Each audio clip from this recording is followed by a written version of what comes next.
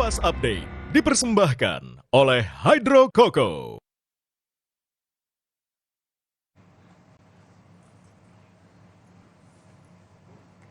Saudara, dua pekerja tertimpa tembok saat sedang memperbaiki bangunan rumah di Keramat Jati. Akibatnya satu orang tewas.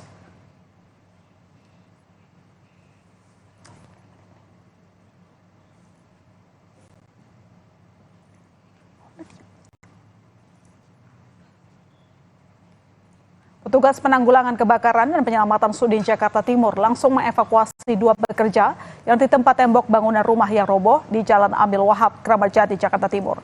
Satu korban tewas di lokasi kejadian, sementara satu korban lainnya mengalami luka patah tulang kaki. Kedua korban dibawa ke rumah sakit Jakarta Timur. Keduanya tertimpa tembok roboh tengah bekerja memperbaiki bangunan rumah.